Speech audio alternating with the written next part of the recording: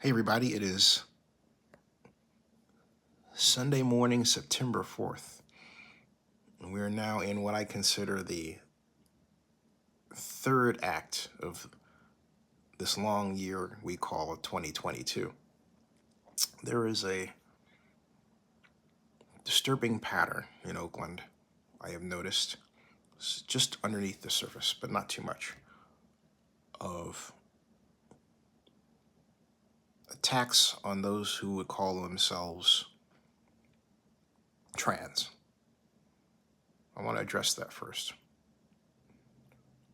In my long history in Oakland,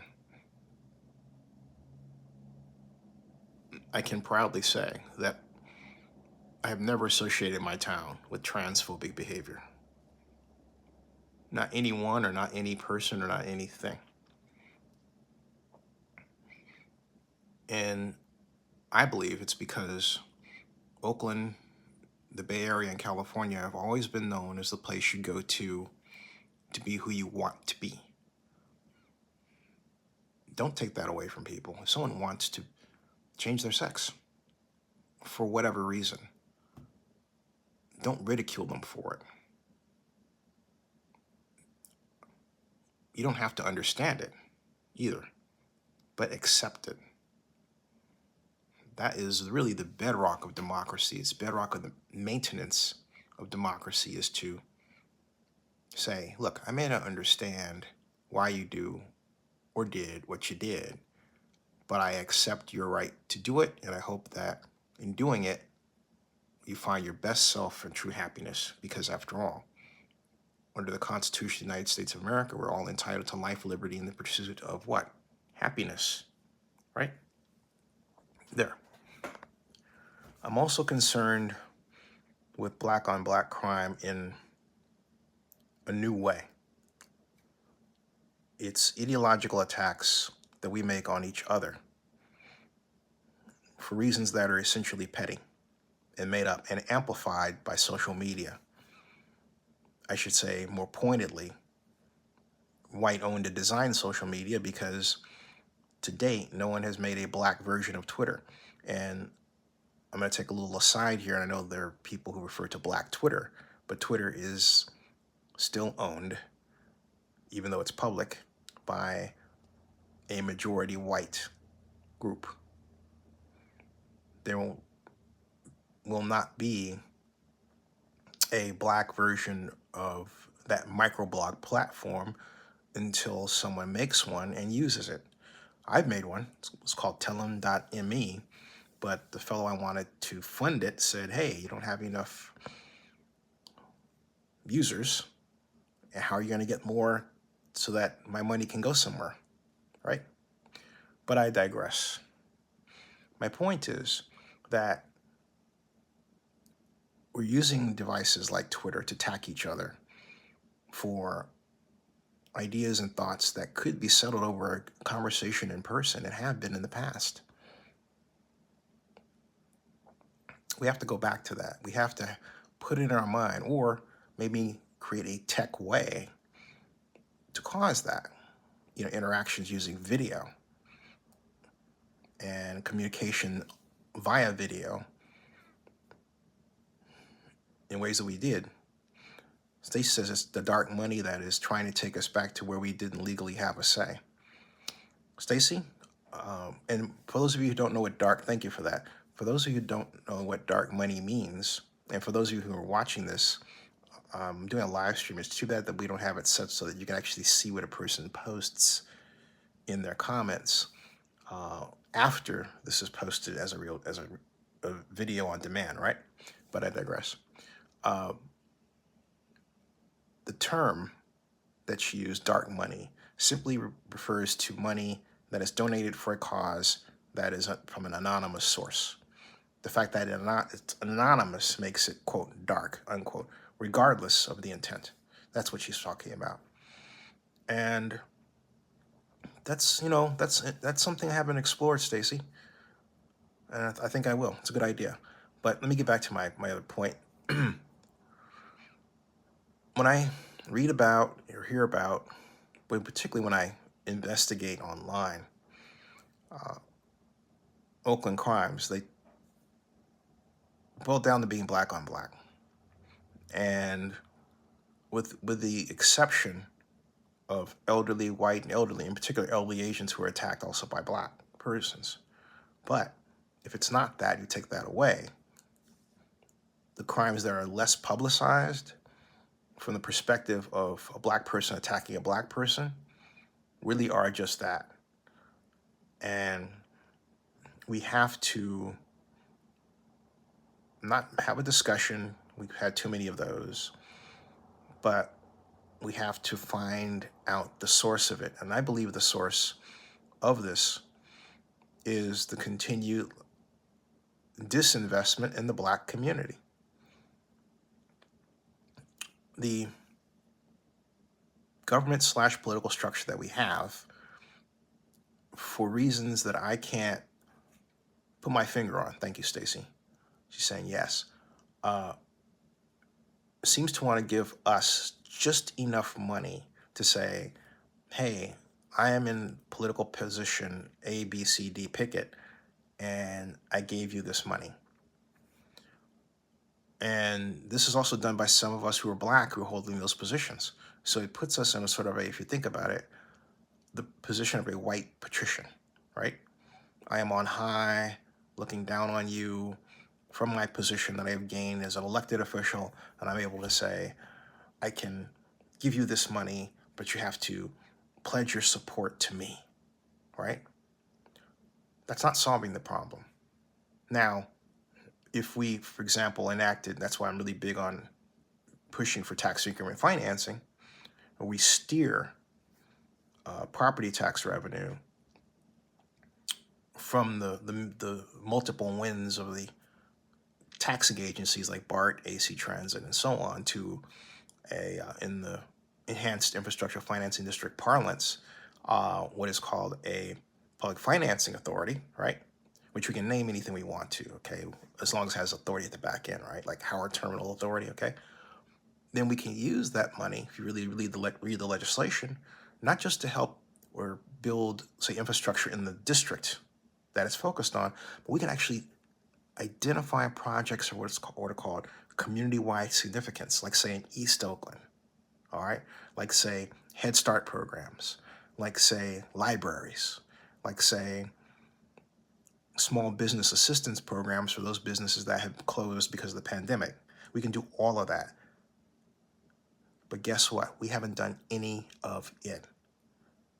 Just imagine if we gave all the people that applied and were suffering as much money as they needed rather than a little bit to say we gave it to them.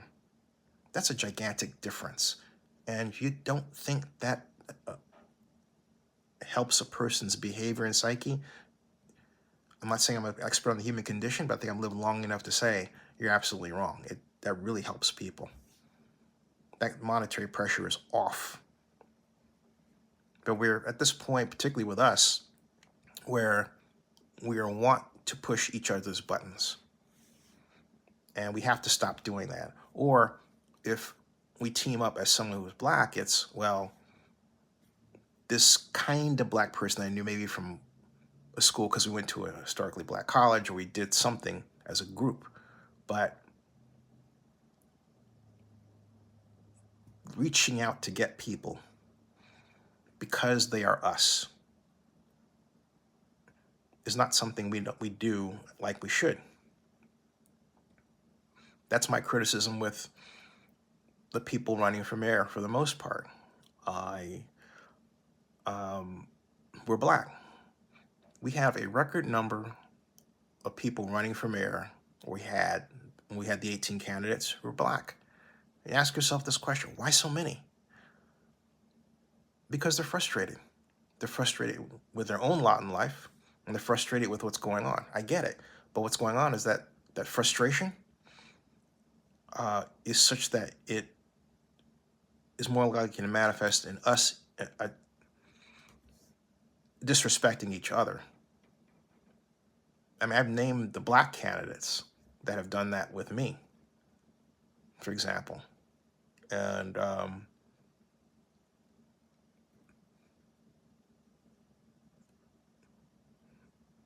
one expected my endorsement. Greg Hodge, he expected to get my endorsement. He didn't. He called me. But Greg had actually stood me up for interviews on 4 different occasions. And so what was I supposed to do, right? And I would call, he would never call back, okay? So I thought about that. And in the case of Lauren Taylor, who, I personally like Lauren, but Lauren has to get over the patrician idea. I gave.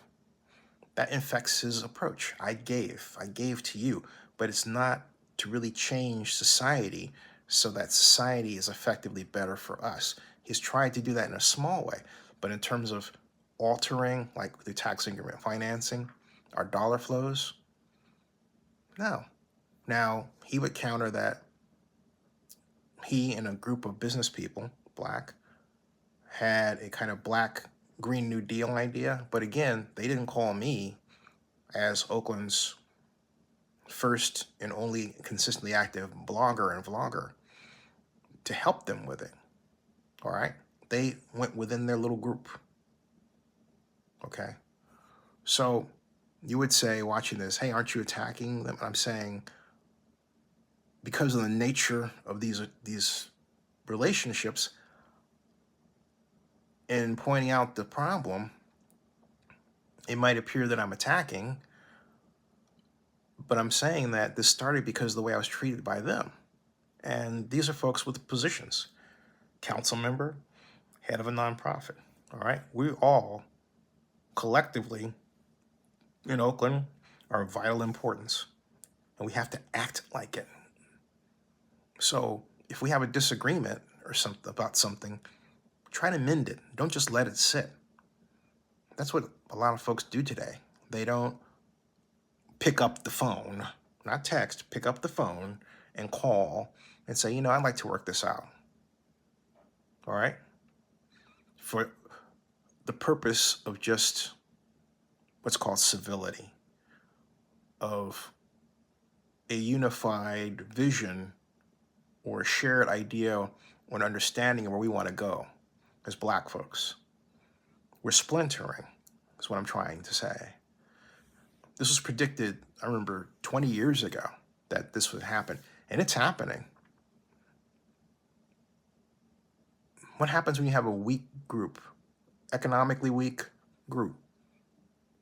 Has been that way for many, many, many, many, many decades, hundreds of years.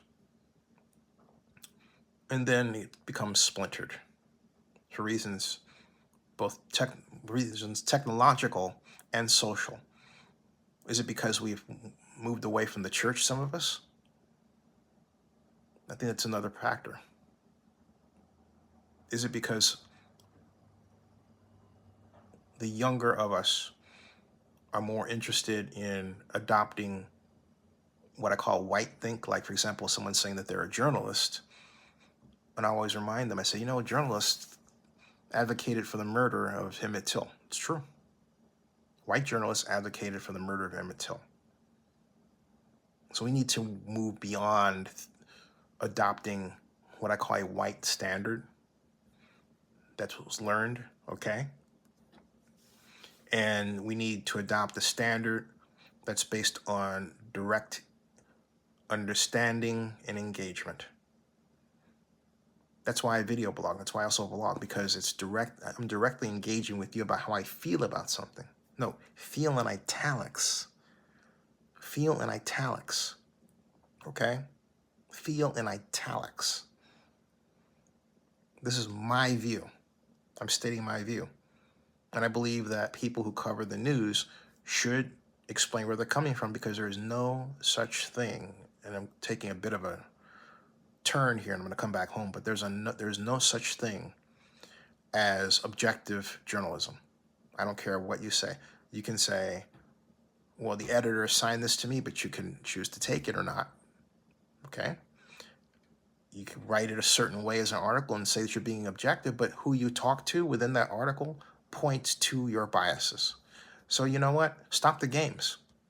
and don't adopt this journalist standard of being objective. It's phony. It's okay. It is that. It's designed from a white cultural ethic that was just in a totally different way. It was this. It says, I need you to see the best side of me so that you can give me the ultimate amount of money that I need to achieve what I want. Stacey says, we must work things out because GOP makes us the problem. I can't agree with you more. Thank you. You're welcome. Thank you, Stacey. Thank you very much. And we need to say to each other, speak with an honest voice. We don't like, but also listen with an ear of love, right? You know, I want to understand you. I love you. I don't agree, but I agree with the idea that I need to listen to you actively, okay? And I need to understand you. I don't need to go on Twitter and flame you, all right? Because to me, there's not much difference between that kind of black on black problem and someone black shooting somebody else. Yeah, listen from our spirit, Stacey. Yeah, absolutely. Listen from our spirit. That's what we have to do. Because if we don't, we're going to turn around and that prediction Andrew Yang made, Asian, saying that, hey, you black folks are going to not have any wealth by 2053. I took that as an insult. It's like, excuse me? Excuse me?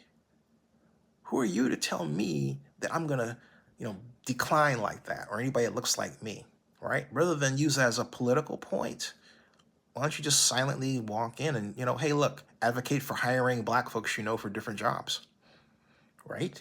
Big difference, okay? So is Andrew Yang really helping the problem? No. He used it as a political stalking horse, okay? Ridiculous. I took that as an insult, a racist insult.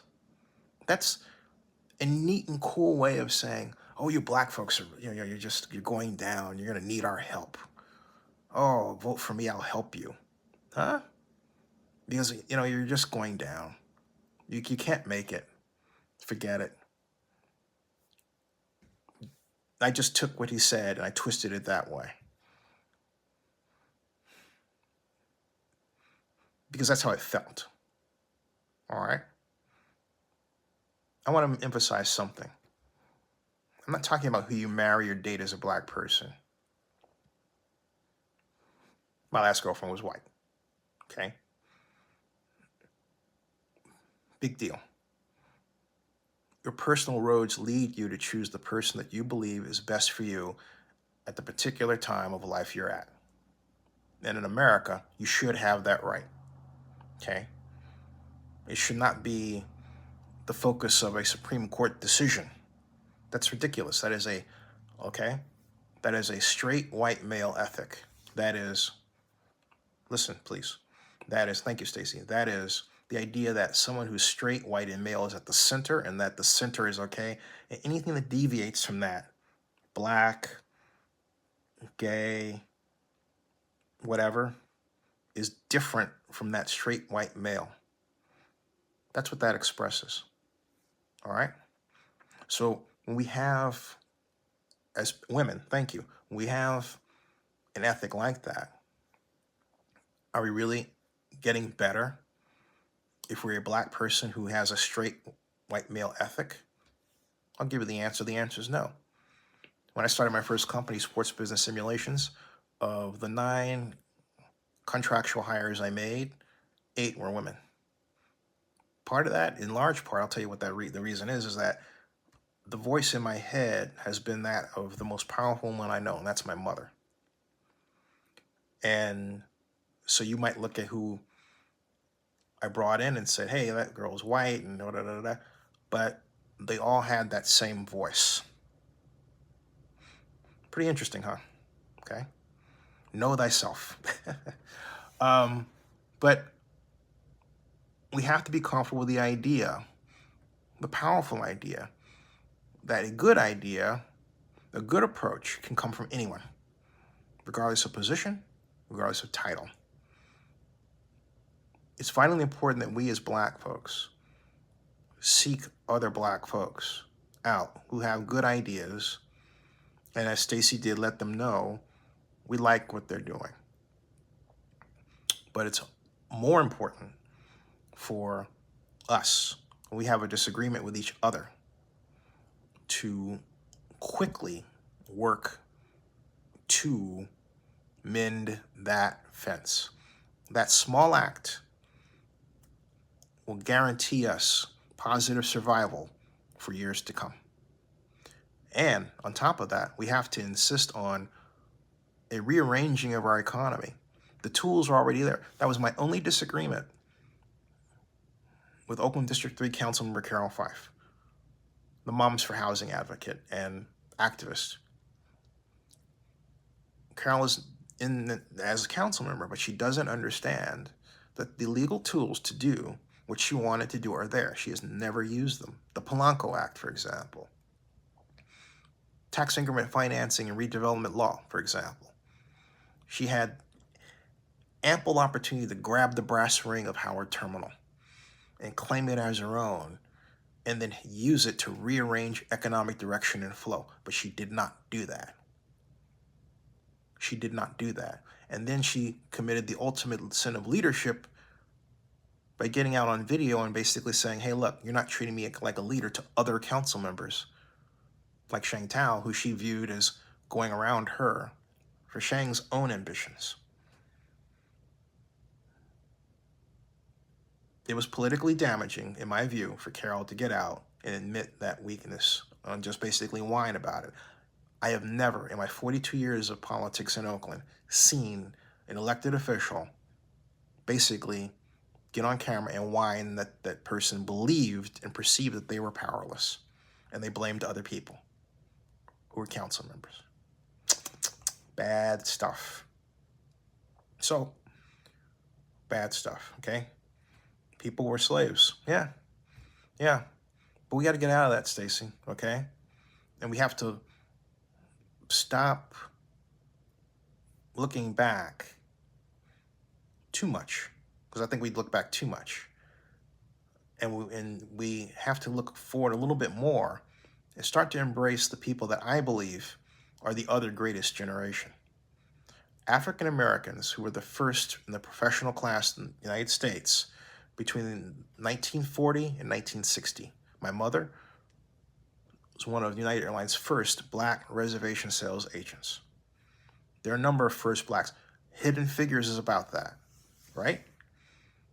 We need to focus on that generation because that's the clue to our survival. Yes, we know that there was slavery. We know that there's history and information that still needs to be uncovered about my background and perhaps yours too, if you're, like most of us don't clearly know our backgrounds entirely.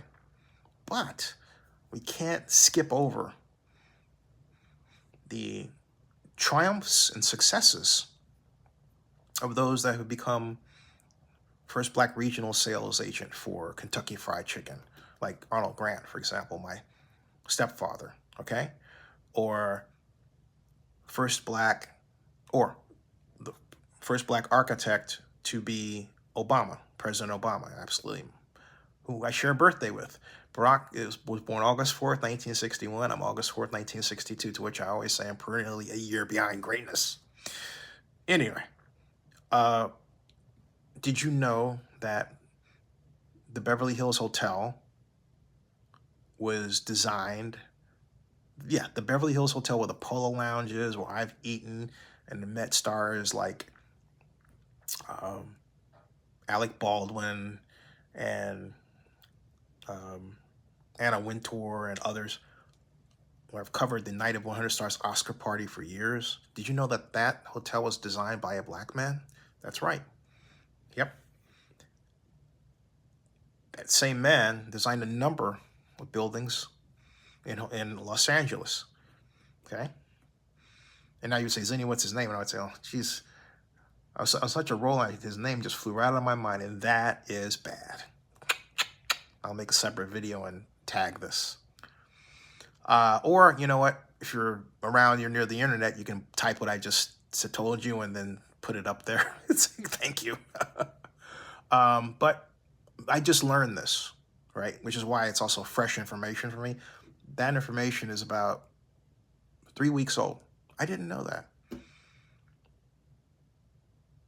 And I've covered the Night of 100 Stars Oscar party from 2010 to 2016, 17. Yeah, I had no idea. Wow.